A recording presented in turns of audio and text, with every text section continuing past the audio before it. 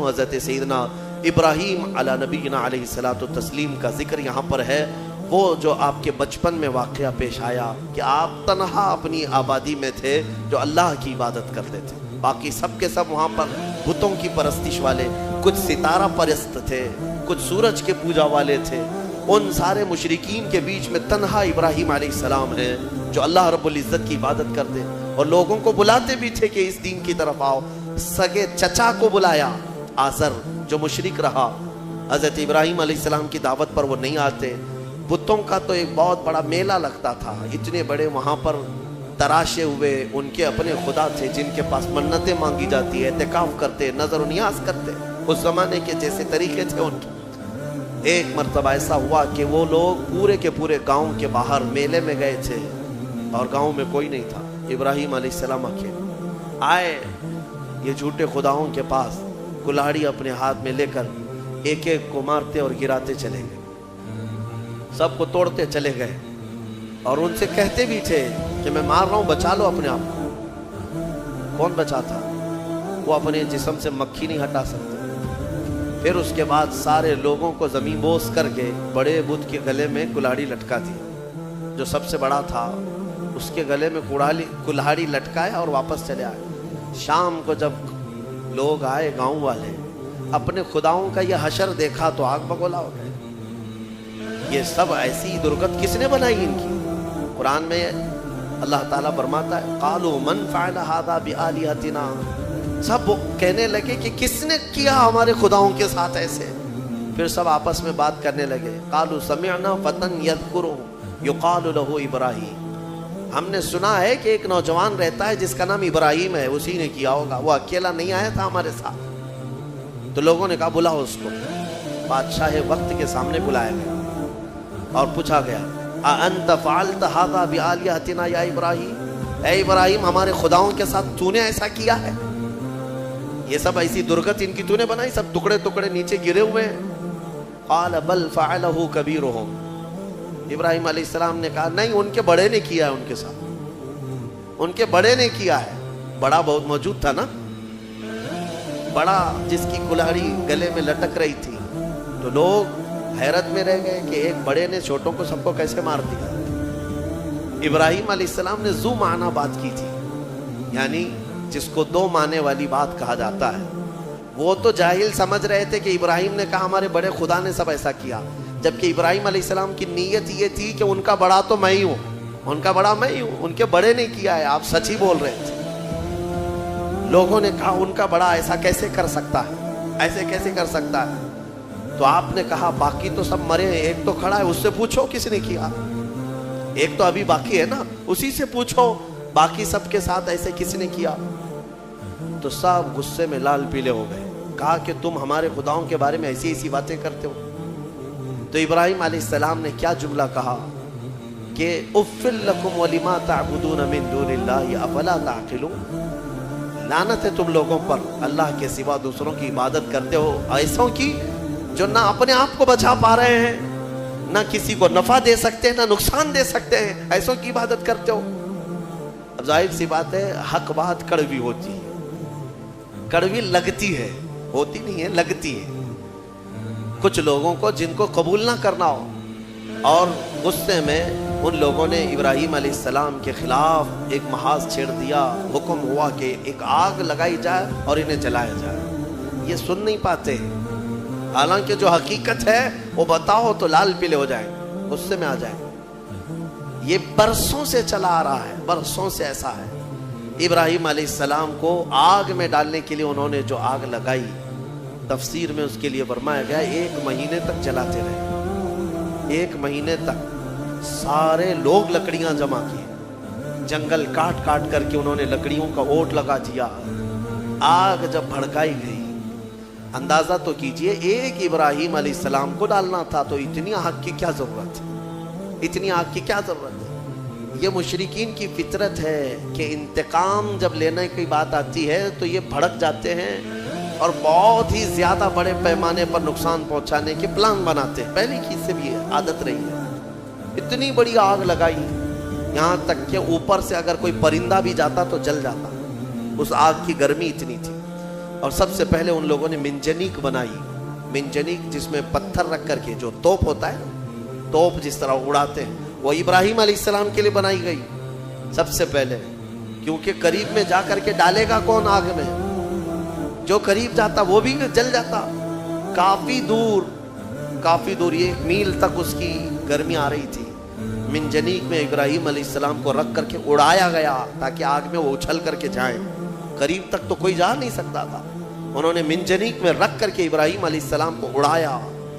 جب ابراہیم علیہ السلام آگ میں گرے جا رہے تھے تو اللہ رب العزت نے جبرائیل امین کو بھیجا کہ فوراً جاؤ ابراہیم کے پاس اور ان کو آگ سے بچاؤ. جبرائیل آئے اور کہنے لگے الک حاجت یا خلیل اللہ, اے اللہ کے خلیل کوئی حاجت ہو تو بتا دے, آگ میں گرنے کے قریب ہیں. ابراہیم علیہ السلام کہتے ہیں حاجت تو ہے مگر تم سے نہیں, میرے رب ذوالجلال سے. یہ توکل تھا, یقین تھا. اللہ تعالیٰ فوراً فرماتا ہے قلنا یا نار کونی بردن و سلاما علی ابراہیم, ہم نے کہا اے آگ ابراہیم پر ٹھنڈی ہو جا, سلامتی والی ہو جا. اللہ کا یہ حکم تھا یا نارو, اے آگ. اس وقت حضرت ابراہیم علیہ السلام کے لیے جو جلائی گئی تھی آگ, وہ دکھ تو رہی تھی آگ, لیکن اندر سے ایسی ٹھنڈی تھی جیسے کسی باغیچے کی ٹھنڈی ہوا. ابراہیم علیہ السلام اس میں کئی دنوں تک رہے اور آپ کے جسم تو دور کی بات, آپ کے کپڑے کا رواں تک نہیں جلا. اور اتنا ہی نہیں, روایات میں ملتا ہے کہ اس زمانے میں پوری دنیا میں جہاں جہاں آگ جل رہی تھی ساری آگ ٹھنڈی ہو گئی تھی. کیونکہ اللہ نے فرمایا یا نارو, اے آگ ٹھنڈی ہو جا. تو ہر آگ نے یہ محسوس کیا کہ یہ حکم میرے لیے تو نہیں ہے. دنیا میں جہاں جہاں آگ جل رہی تھی سب ٹھنڈی ہو گئی. ابراہیم علیہ السلام کے لیے ٹھنڈی کی گئی تھی ایک آگ, لیکن دنیا کی ہر آگ ٹھنڈی ہوئی ہے. اسی لیے ہمارا یہ عقیدہ ہے کہ اللہ تبارک و تعالی جب اپنے محبوب بندوں کی محبت میں رحمتیں اتارتا ہے یا ان کے آس پاس سے عذاب اٹھاتا ہے تو جو قریب میں ہوتا ہے سب کو بھی وہ برکت میسر آ جاتی ہے, وہ برکت مل جاتی ہے. ابراہیم علیہ السلام کئی دنوں تک وہاں رہے اور اس کے بعد آگ بجھائی گئی. اور جب آگ کو ٹھنڈا کیا گیا تو ابراہیم علیہ السلام اپنے کپڑے جھاڑتے ہوئے کئی دنوں کے بعد آگ سے باہر آ رہے ہیں. میرے عزیزو, وہاں کیسے رہے آپ؟ یہاں تک کہ روایات بتاتی ہیں کہ ابراہیم علیہ السلام کو اس آگ کے اندر پھل بھی ملتے تھے, غذا بھی ملتی تھی, پانی بھی ملتا تھا, ساری نعمتیں ملتی تھی اور کھاتے بھی رہتے تھے, پیتے بھی رہتے تھے. یعنی ابراہیم علیہ السلام کے لیے اللہ تعالیٰ نے وہ مکمل ایک بہترین آرام دہ باغیچہ بنایا. یہ مولا کی شان ہے, وہ جب آگ کو چاہے ٹھنڈا فرمائے اور کبھی ٹھنڈے کو چاہے تو وہ آگ بھی بناتے, اس کی قدرت کے فیصلے. ابراہیم علیہ السلام جب باہر آئے تو جانتے ہیں وہاں پر موجود لوگ جنہوں نے دیکھا وہ ابراہیم علیہ السلام پر ایمان لے آئے. اب ابراہیم علیہ السلام کے اس معجزے کے بعد گاؤں والے اور پریشان ہو گئے, جس کو ہم ہمیشہ کے لیے ختم کرنا چاہ رہے تھے, اب تو یہ آگ سے باہر آنے کے بعد ہمارا آدھا گاؤں اپنے دین میں لے لیا. اور ابراہیم علیہ السلام کے پیروکار اور بڑھ گئے. پھر وہاں سے ہجرت کر کے آپ کو بابل, یہ شہر عراق کا ہے, بابل, آج بھی وہ عراق کا شہر موجود ہے. بابل, انگلش میں اس کو بیبیلون کہتے ہیں, دنیا کی سب سے پرانی آبادی جہاں ہے. یہاں سے ہجرت کر کے پھر ابراہیم علیہ السلام فلسطین آئے جو مصر کا حصہ تھا. عزیزان گرامی, اس میں 2 باتیں یہاں پر نقل کی جاتی ہیں. ایک بات تو یہ ہے کہ سارے لوگ جو وہاں پر ابراہیم علیہ السلام کو آگ لگانے میں مصروف تھے وہ کیا ہوئے؟ آگ جب بجھی ایک ہی دن کے اندر اللہ نے اس قوم پر ایسا عذاب نازل کیا کہ ان کے جسم زندگی میں ہی سڑ گئے, ایسے کہ ان کی انگلی لگاؤ تو گوشت نکل جائے. گلن ہو گئی, سڑن ہو گئی. ایک شام تک پوری آبادی سڑ گئی اور گل گئی, سب کے سب ہلاک و برباد ہوئے. جنہوں نے اللہ کے نبی کو آگ میں ڈالا تھا ان کا برا انجام, وہ عذاب میں گرفتار ہوئے. ہاں, ایک بات یہ بھی میں بتا دوں کہ جن لوگوں نے ابراہیم علیہ السلام کی حمایت کی تھی اللہ نے ان کو اپنی محبت سے بھی نوازا اور عنایتوں سے بھی نوازا. روایت میں 2 جانوروں کا بھی ذکر آتا ہے, 2 جانوروں کا, ایک مینڈک کا اور ایک گرگٹ کا, اور چھپکلی کا بھی ہے. کہ گرگٹ نے یہ پھونک پھونک کر کے آگ کو بڑھانے کی کوشش کی اور مینڈک نے تھوک تھوک کر کے پانی آگ کو بجھانے کی کوشش کی. کہ اللہ کے نبی یہ آپ اندازہ کریں گرگٹ کے پھونکنے سے نہ آگ بڑھنے والی ہے, مینڈک کے تھوکنے سے نہ آگ بجھنے والی ہے, لیکن دونوں نے اپنے اپنے کاموں سے اپنی قسمت بنا لی. گرگٹ کی ہمیشہ یہ قسمت بن گئی کہ میرے آقا صلی اللہ علیہ وسلم نے فرمایا یہ گستاخ نبی ہے, جہاں اسے پاؤ مار دو, اور ایک مار میں مارو تو زیادہ ثواب ہے, ثواب ہے اس کو. اور مینڈک کے بارے میں فرمایا خبردار اس کو کہیں دیکھو تو مارو مت, اس لیے کہ یہ اللہ کے نبی کی حمایتی ہے. اللہ کے نبی کے لیے یہ دعا کر رہی تھی, تھوک کر کے آگ بجھانے کی کوشش کر رہی تھی. ایک جانور پر ہمیشہ کے لیے اللہ کی رحمت اور ایک پر اللہ کا غضب. اس سے اندازہ ہوتا ہے کبھی کبھار کاموں سے کچھ ہوتا نہیں ہے, بگڑتا کچھ نہیں ہے, لیکن انسان اپنی تاریخ بدل جاتا ہے. آج میں یہی کہنا چاہوں گا, کسی ظالم نے اگر میرے نبی کی شان میں بھونکا ہے یا قرآن پر انگلی اٹھایا ہے تو قرآن کا بھی کچھ نہیں ہونا اور رسول کی عزت کا بھی کچھ نہیں ہونا. لیکن ان ظالموں نے اپنی قسمت بنا لی, ہمیشہ کے لیے مردود اور ملعون ہو گئے. اور تمہارے لیے میں کہتا ہوں, دو جملے اگر تم نے حضور کی شان میں بیان کر دیے, قرآن کی شان میں بیان کر دیے, تو یہ بھی میں بتا دوں نہ رسول کی شان تمہارے بولنے سے بڑھنے والی, نہ قرآن کی شان بڑھنے والی. ان کی شان تو خود میرے مولا نے بڑھا رکھی ہے. ہاں لیکن اتنا ہوگا کہ ان تمہارے دو جملوں سے تم بھی قیامت تک اپنی قسمت بنا لے جاؤ گے. ہاں تم پر لوگ آئیں گے, رحمتوں کے پھول برسائیں گے. ہاں ایک زمانے میں کوئی آیا تھا جب کوئی گالی دے رہا تھا میرے مصطفیٰ کو کہ پیٹ پیچھے کا علم نہیں, لیکن ایک عاشق تھا جو کہہ رہا تھا اور کوئی غیب کیا تم سے نہا ہو بھلا, جب نہ خدا ہی چھپا تم پہ کروڑوں درود. دیکھیں یاد ہے 100 سال گزر گئے بریلی کے امام کو دنیا سے گئے ہوئے, لیکن آج بھی جب مجمع میں اس اعلیٰ حضرت کا ذکر آتا ہے تو ایسا لگتا ہے کہ مجمع میں ایک جان سی پڑ گئی ہے, روح آ گئی ہے. کیوں؟ اس لیے کہ اپنے زمانے میں قلم ہی تو اٹھایا تھا, قلم ہی اٹھایا اور اپنے گھر پر بیٹھ کر کے دفاع کیا رسول پاک کی عزت کا. اسی لیے میں کہتا ہوں یہ مت سمجھنا کہ تمہارے کہنے سے کیا ہونے والا ہے, تمہارے بولنے سے کیا ہونے والا ہے. ارے میں تو ایک چھوٹا آدمی, حضور کی شان میں بول کر کے کیا کر لوں گا, باقی بڑے بڑے نقارے بج رہے ہیں. ایسا نہیں ہے میرے عزیزو. مینڈک نے صرف 2 بوند تھوکے تھے, لیکن صدیاں گزر گئی, آج بھی اس پر اللہ کی رحمت ہے. آگ بجھانے کی کوشش کی تھی, نبی کی حمایت کی تھی, اللہ نے آج تک اس پر رحمت کی ہے. اسی طرح آپ بھی اپنی قسمت کا حصہ لے سکتے ہو. دنیا بھونک رہی ہے تو بھونکنے دو, لیکن تم جب بھی جوش میں آئے یا جذبے میں آئے تو یوں کہا کرو, رہے گا یوں ہی ان کا چرچا رہے گا. پڑے خاک ہو جائیں جل جانے والے, خاک ہو جائیں عدو جل کر, مگر ہم تو رضا دم میں جب تک دم ہے ذکر ان کا سناتے جائیں گے. تمہارے کہنے سے آپ کیا سمجھتے کچھ نہیں ہوگا؟ بہت ہوگا, بہت ہوگا. آنے والی 100 نسلیں بھی یاد رکھیں گی کہ نبی پر کوئی بھوک رہا تھا تو ایک عاشق جواب بھی دے رہا تھا, میرے مصطفیٰ کریم صلی اللہ علیہ وسلم کی عزت پر بات کر رہا تھا. یہ تاریخ بن جائے گی. یہی نہیں, قیامت کے دن بھی کروڑوں کا نہیں اربوں کا مجمع ہوگا, لیکن تمہارا نام لے کر میرے مصطفیٰ پکاریں گے, نام لے کر پکاریں گے. کہاں ہے فلاں بن فلاں؟ جب لوگ گالیاں دے رہے تھے تو تیری زبان میرے نغمات بول رہی تھی. جب لوگ ہرزہ سرائی کر رہے تھے تو کوئی کہہ رہا تھا محمد سید الکونین والثقلین والفریقین من عرب ومن عجم.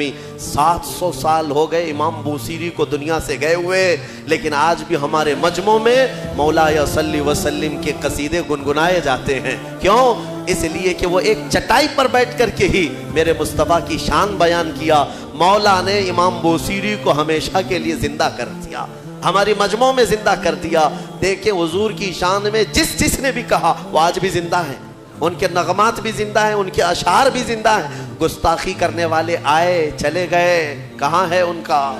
ان کی گستاخیاں کہاں ہیں؟ نہیں ملیں گی تمہیں. لیکن ہر زمانے میں, ہر علاقے میں, ارے یہاں کرناٹک ہے آپ کا علاقہ, آپ کی زبان ویسے تو کنڑ ہے یا ہندی ہے یا جو بھی ہے, آپ کو عربی سے کیا تعلق ہے؟ عربی جانتے بھی نہیں ہو، لیکن جب کبھی کوئی مولا یا صلی وسلم دائماً ابدا پڑھتا ہے، سمجھ میں کچھ نہ آئے، ہاتھ بھی باندھ لیتے ہو، گردن بھی جھکا لیتے ہو۔ کیوں کرتے ہو؟ اس لیے کہ یہ عشق کی بولی ہے، عشق کی بولی ہے۔ اور ایک عاشق نے کہا تھا، تنم فرسودہ جہاں پارا سے ہجراں یا رسول اللہ، دلم پجمردہ آوارا سے عصیاں یا رسول اللہ۔ فارسی کلام ہے، علامہ عبد الرحمن جامی کا لکھا ہوا ہے، لیکن جب ہم اردو والوں میں بھی پڑھتے ہیں تو گردنیں جھومنے لگ جاتی ہیں۔ کیوں؟ عشق کی بولی ہے، عشق کی بولی ہے۔ اور یہاں پر عشق کی بولی کے لیے نہ نسل دیکھی جاتی ہے، نہ رنگ دیکھا جاتا ہے کہ بولنے والا کون سی ذات کا ہے، حتیٰ کہ میں آپ کو یہ بتاؤں کہ بارڈر بھی نہیں دیکھے جاتے، ہندوستان کا ہے کہ پاکستان کا ہے، یہ بھی نہیں دیکھا جاتا۔ عشق کی بولی اگر بارڈر کے باہر سے آتی ہے تب بھی سویکار کیا جاتا ہے کہ نبی کی تعریف کر رہا ہے۔ محمد کی محبت دین حق کی شرط اول ہے، اسی میں ہو اگر خامی تو سب کچھ نامکمل ہے۔ وہاں سے اقبال پکار رہا ہے، دوسری زمین سے اقبال پکار رہا ہے کہ محمد سے وفا تو نے تو ہم تیرے ہیں، یہ جہاں چیز ہے کیا لوح و قلم تیرے ہیں۔ ہم نے اشعار دیکھے، زبان دیکھی، پھر یہ نہیں پوچھا کس خاندان سے ہے، کس ملک کا ہے، کس زمین پہ رہتا ہے، کس کا شاگرد ہے، ہم نے کچھ نہیں دیکھا، بلکہ اشعار میں مٹھاس تھی تو نغمات کو زبان پہ بھی چڑھا لیا اور سینے پہ بھی بسا لیا۔ میرے عزیزو اتنا ہی نہیں، دوسرے ملک میں جاؤ، افریقہ کی سرزمین ہے، مصر کی سرزمین ہے، مصر میں عربی لوگ ہیں، لیکن ہم نے باضابطہ دیکھا ہے مجلس ختم ہوتی تھی جمعہ کے دن، وہاں پر کئی علماء ہوتے، مجلس ختم ہونے کے بعد بڑے بڑے علماء، جامعہ ازہر کے بھی علماء ہوتے، اور کھڑے ہو کر کہتے تم ہندوستانی ہو؟ کہتے ہاں، کہو پھر وہ پڑھو مصطفیٰ جان رحمت پہ لاکھوں سلام۔ ان کو کیا سمجھ آتی تھی؟ کیا سمجھ ہے؟ ہم نے پوچھا بھی تھا، سمجھتے ہیں آپ؟ کہتے نہیں سمجھ تو نہیں آتی، لیکن اس میں مٹھاس ہی کچھ اور لگتی ہے۔ یہ عشق کی بولیاں ہیں میرے عزیزو۔ جو نبی کی حمایت میں بولا، میرا مولا ہر زبان والے تک اس کی بات کو پہنچاتا ہے۔